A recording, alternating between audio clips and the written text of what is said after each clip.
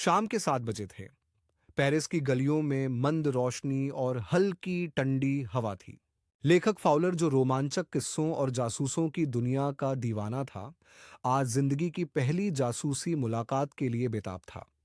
उसे बताया गया था कि वह एक सीक्रेट एजेंट से मिलने जा रहा था। नाम था ऑजेबल।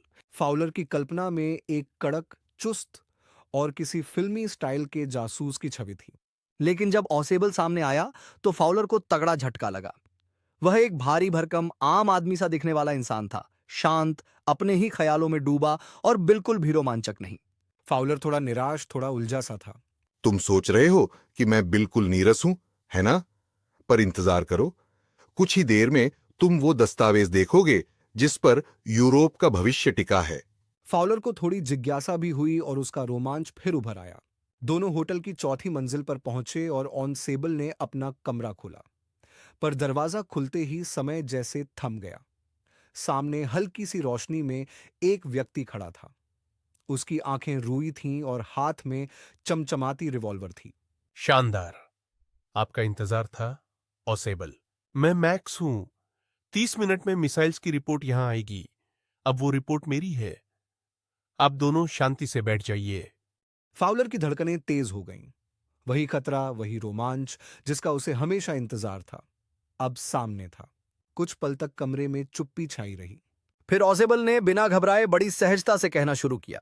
अब देखो मैक्स, पिछले महीने भी मेरे नीचे वाले कमरे से कोई शख्स बालकनी के जरिए घुसा था। मैंने तब से होटल मैनेजमेंट को बोला था कि सुरक्षा बढ़ाओ, और देखो आज पुलिस खुद चेकअप के लिए आएगी। मैक्स के चेहरे पर बेचैनी आ गई।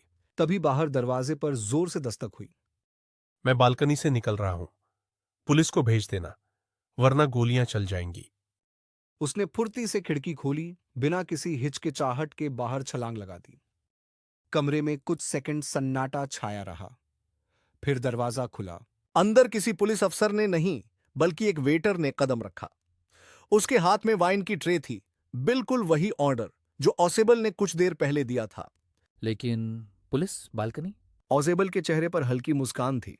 यहां कोई पुलिस नहीं थी, दोस्त। और सबसे मजेदार बात, इस कमरे में तो कभी कोई बालकनी थी ही नहीं। फाउलर स्तब्ध था। ऑजेबल ने अपनी बुद्धिमानी से पूरी परिस्थिति उलट दी थी।